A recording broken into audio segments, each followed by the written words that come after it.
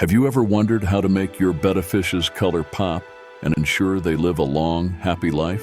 Today, we're going to unlock the secrets to betta care that will transform your approach and make you a master of the aquatic world.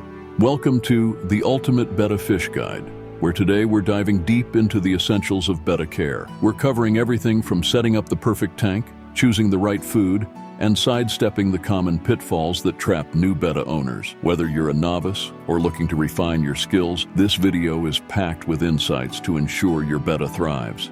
Let's start with setting up the perfect betta tank.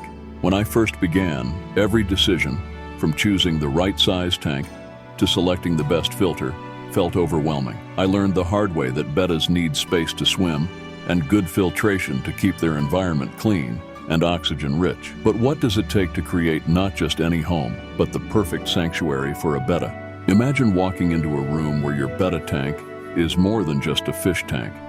It's a living piece of art. To achieve this, I chose a tank that was not only functional, but also aesthetically pleasing. I added vibrant plants and a soft, sandy bottom that mimics a natural habitat, which makes a huge difference in how active and bright your betta is. Moving on to nutrition.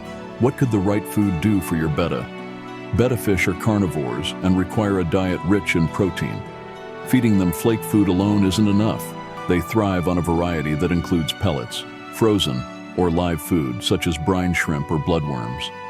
I'll never forget the transformation I saw when I switched my betta to a diet that included these foods.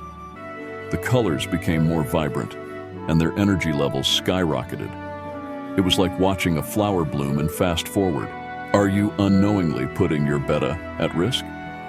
In the beginning, I made several errors, like overfeeding and not testing the water regularly. These mistakes can lead to poor water quality and health issues. I learned these lessons the hard way when my first betta, Finn, suffered from my lack of knowledge.